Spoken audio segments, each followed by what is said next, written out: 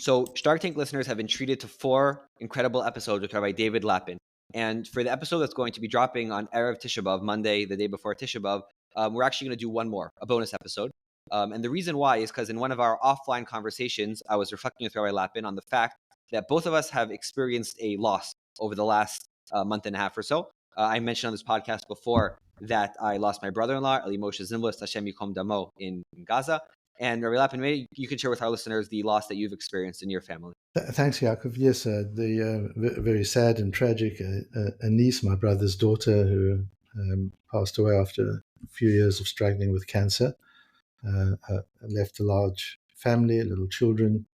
Just a wonderful human being, a wonderful woman, wonderful family, and it's been painful for all of us and for the family, immediate family most of all. So yes, dealing with loss, and of course in Eretz Yisrael at the moment, we're all touched by loss. Every day you've been touched very, very closely, but we've all got friends and friends of friends and relatives who are experiencing loss. So it's something big. This Shivos of the Tammuz was different for me from anyone before. The slichus were different. The feeling of it was different. The feeling of walls being breached and what happened after that at the time of the Churban, our walls being breached, and not only our physical wall and around Gaza, but the whole wall of protection of the Jewish people that has been breached by horrible anti-Semitism and what that feels like. So the Shivos B'Tammuz, it caught me by surprise, really, how deeply emotive it was for me, and therefore the 3 weeks and Tisha B'Av altogether. And I think that dealing with loss, understanding hardship is something that is important not only in the 3 weeks, just part of our lives. Yeah, and we had 2 interesting offline conversations, and the first one is actually nothing to really do with our broader conversations about work and being a Ben Torah and a career. The second one actually brings it closer, so we're going to share some of these ideas for our listeners as well. So what I had shared with you was the fact that the Ramban in Parshas Vayera, when he talks about the Nisayon of Avraham, he has a great line where he writes, person who's doing the God who is trying the human, Yitzavebo lahotzi hadavar min hakoach el hapoal, lihiyot lo sachar maaseh tov v'lo sachar leiv tov bilvad. So human beings oftentimes have a leiv tov, they have pent up potential, but oftentimes it's not brought out. And the Nisayon is a Kadosh Baruch Hu's way of showing his love to tzaddikim. The Ramban goes on in the next few lines to show how much he loves them and to allow them to realize that potential. So with the obvious caveat that we have no idea why Kadosh Baruch Hu brings these awful tragedies on us, but the Ramban is giving us at least one angle and one insight, which says that it's meant to allow us to realize potential that we didn't realize, we weren't able to actually actualize and bring out to the actual world around us. And I was thinking a lot about this line, reflecting on the reactions of some of the family members and the people around, and really noticing them grow up in a very, very impressive way throughout the tragedy that we experienced in our family. And they really drove home the Ramban's line, which is that it really allowed a lot of people to express some very, very impressive sides to them that I had never seen before, even though they're very close friends and family members. I had never seen that, and it was only able to be brought out through the Nisayon. And the other thing that it reminded me of was the line that I believe is attributed to Michelangelo, where he said that the key to being a great sculptor is seeing the sculpture within the block beforehand. And the sculptor is just meant to discover that. He's not creating something new. It's all there inside, but he is able to chip away and uncover that. And that imagery really hit home, because the process that we've gone through is one that I wouldn't wish on anyone. It's awful. It's terrible. It's tragic. The emotions, the sadness, the tears is really terrible. But in the end of the day, what you come out is something very, very beautiful. So I think about that imagery of a nail and a hammer chipping away at a block is obviously very uncomfortable for the block, but you end up with something very beautiful in the end. So, Rabbi Lapin, I share this with you, and you had some very interesting Ma'ar Makobos and Chazal that reflect a very similar idea as well. Yes, the idea of Min HaKoach and El HaPoal is so important, because we all have good intentions. It's not just, I always used to understand that Ramban, it's an opportunity to test to what extent you really mean it, to what extent it's really important to you.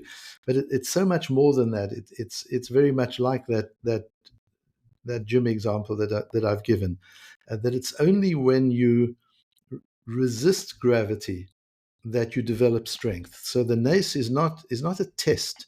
The nace is the method of converting potential into actual. It's not just testing whether your potential is really there and what you're able to do. It actually is the method. And when you go to the gym and you lift those weights, it's not testing whether you're serious about exercising. It's actually building your strength. And we saw that what you've seen in your immediate family, we saw nationally, didn't we, after October the 7th, where we saw a nation that was so fractured, that was on the edge of implosion. We just saw it in minutes come together heroically and achieve a level of unitedness, of oneness, even a level of emunah and bitochen that was far beyond anything it had had in recent times. And it's just tragic that we need an October the 7th to do that. It's tragic that we need loss and hardship to bring that koach into poal. But that is life. It's not even about tragedy. If we look at it and say that is life, managing the friction of life and overcoming it, that is what life is. Life is that overcoming that struggle and the fulfillment that comes from overcoming it, that sense of accomplishment that comes from overcoming it. Psychologists have recently started talking about the importance of grit, just that determination, that desire to, the fulfillment one gets from seeing something through to the end, as hard as that is, and overcoming that, particularly in our society, which has become so convenience focused, so comfort focused, so entertainment focused. And that's not life. Those are all escapes from life. And the idea that I mentioned in a medrash on Parshas Chukas, the biggest chok of all, so a chok is something which doesn't seem to have a rational explanation. The biggest chok of all is tzaddik v'ralo. And I guess Rashi B'Tovelu as well, but just let's focus on tzaddik v'ralo. And that's the focus of Sefer Iyov. And according to Chazal, Sefer Iyov was written by Moshe according to some views. So Moshe Rabbeinu himself finds it necessary to explore tzaddik v'ralo through the experience of Iyov, because at the end of it, it's a chok. It's something that Hashem does. And chok doesn't mean an irrational law. Chok is like a law of nature. It's chakuk into the world. It's the way the world works. The tzaddik v'ralo is part of the way the world works, because by a tzaddik, by a righteous person having to grapple with hardship, that grows his tzidkus, that takes his piety and converts it from potential into actual. And that very word of chukah chakakti gzera gazarti ve'en lecha reshut laharer acharav, where Chazal say, I've made this law, I've legislated this gezerah, and you have no permission to question it. Because it's an inherent law of nature, you don't question gravity. You don't question the laws of nature, because that's how the world is built. This too is one of the laws with which the world is built. And those very words support your illustration, because chok chakakti, chakika, means sculpting. It means chiseling.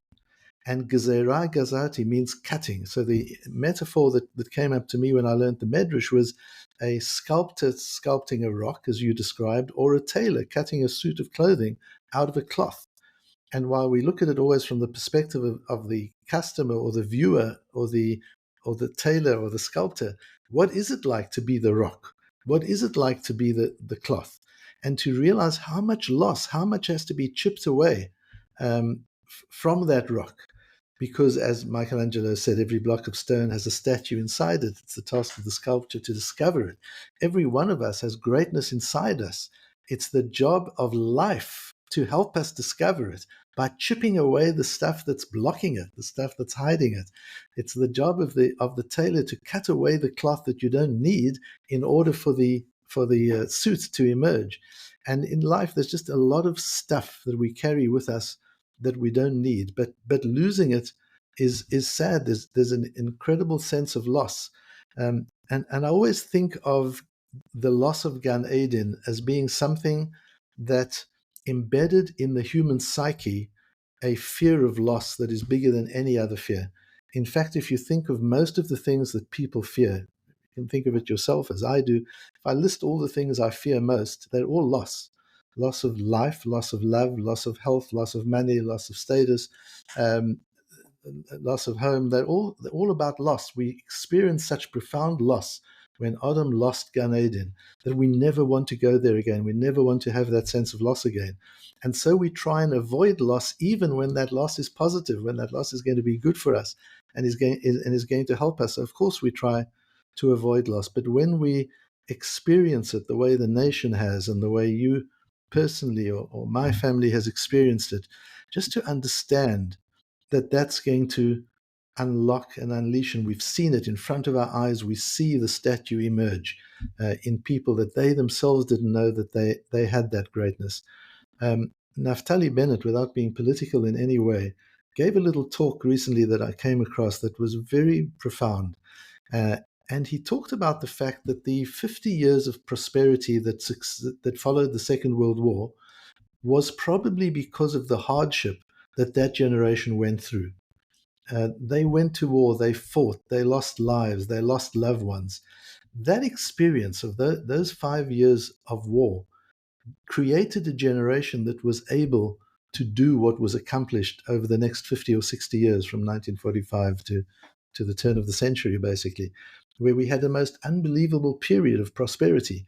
And he suggested that the hardship that Israel and Israelis are going through at the moment is such that that too will usher in a 50-year period of unbelievable success and prosperity, because we're producing the kind of people, unlike what we're seeing in the United States, where we're seeing people who will do whatever they can to escape discomfort.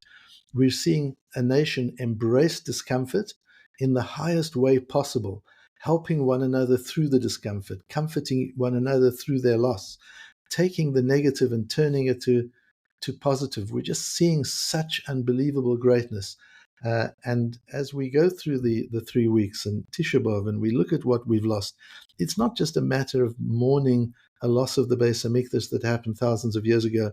It's about reliving, feeling the loss and feeling the pain, and using that feeling of loss, using the pain to take us to a new level, to take us somewhere where we couldn't have got if we hadn't experienced the loss in the first place.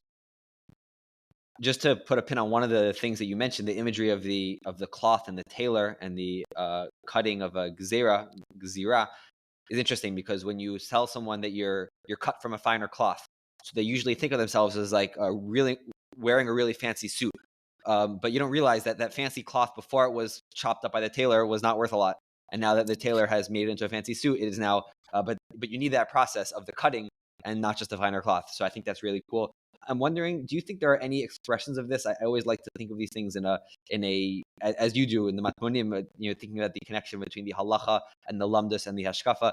In the Hilchos Aveilut, do you see this expressed? This idea of Aveilut being a way of not just wallowing in our pain and our suffering, but really using it to propel ourselves forward. So interesting. Firstly, in the experience of Aveilut, and then in the halachas.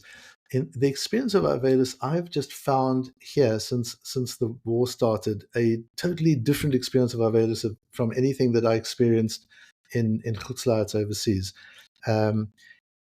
I've dreaded going to each Beit Avel that I've gone to, and come away feeling so uplifted and inspired. Where the Aveilut is more a celebration of the person, who that person was, what they lived for, and what they died for, whether they're religious or non-religious. I've been to as most of us have, is to just a wide spectrum, and it's the same always. That it's almost, you come there and it's almost as if it's kind of like a party, and of course it isn't a party at all. But there's something very meaningful and very uplifting and very inspiring about it. So clearly, part of the idea of Aveilut is to bring people together to learn and to experience the loss together. Part of the idea of mishtatef b'tzar or b'simcha is that I'm not limited only to the joy and the suffering that I have in my own life, but that I'm able to share in the joy and suffering of others and get the benefits of that. That it's not only my own losses, but if I can share in the losses of other people, I can share not only in the terms of being there for them, but also for their loss to be there for me and to help me gain through that experience. And I think in Hilchos Aveilut, just the idea of the silence, that when you go to a base Ovel, you sit silently and unless the Ovel wants to talk, because it isn't about you comforting them. It's not. It's really about you just being there, thinking of the loss and feeling loss, because by feeling it as well, by being mishtatef in that loss, by sharing and partnering them in that loss, you get some of it too. And we kind of feel the need to have to say something, to have to talk. No, it's about feeling and to be able to feel loss and stay with it and understand and feel the growth that comes through that loss. That's interesting because it touches on something which I was reflecting on during the Shiva, which is that, as you mentioned, the halacha is driven based on a pasuk, I believe it's in Yeshayahu, which says Ha'anek Dom, that the Aveilut is an expression ideally of silence, and you're not supposed to be talking. And the Shiva houses are so bursting with energy. And I was just trying to figure out what to make of that. Do you have any thoughts about that? I think when the energy bursts out of the dome, it starts with silence, and when that silence you can't take it anymore, and then the energy comes out. I think it's an energy that's rooted in the silence of the pain, and I think it's a delicate balance to achieve. But I think when that dynamicism that happens in the Beit Havel is something that comes out of the feeling of the pain, and it doesn't come to try and push the pain away.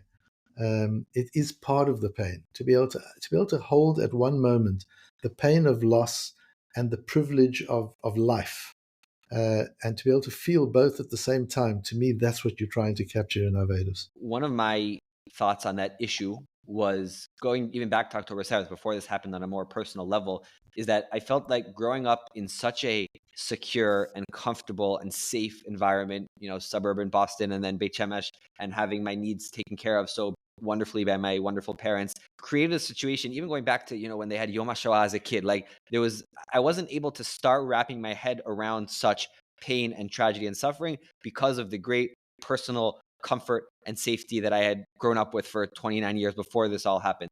And I even felt that a little bit afterwards, like a certain level of denial because of the fact that I had grown up in such a secure upbringing. And even now, I still sort of feel that true, even though the pain has really come to our door, and I certainly felt it. But on a certain level, I felt that the comfortable upbringing that I've had has protected me from really understanding and absorbing the tragedy that happened. You talk about it as a privilege, and it is a privilege, because not everybody has that privilege, and pain and loss is not something one needs to chase, as you've also mentioned. But when it comes, and it does come, we all have our periods, our times to experience it. When it does come, the stronger one is, and the stronger one's upbringing is, the more one is equipped to handle it. It's not a negative. I think it's an absolute positive, because loss is so powerful that no matter how much privilege and comfort you've come from, when it hits, you feel the pain. Okay, there are a lot of potential segues we could do from this back to the business world and the career world, but I'm actually not going to do it. I think that coming up on Tisha B'Av and with all that we've gone through, we're going to do one episode of Shark Tank that goes a little bit off brand. Then it's my podcast, so we're going to do it the way I see fit. Thank you, Rabbi Lapin. I'll leave it to anyone else who wants to think about the hashlachot and the lessons they can take away to their career if they want to. But I think it's also important to take a step back and say, this is Tisha B'Av. It's Tisha B'Av that is going to be like no other, as you referred to before. And hopefully, Bezrat Hashem, we can all find the strength to turn the pain and channel it into the right direction. Thank you, Yaakov.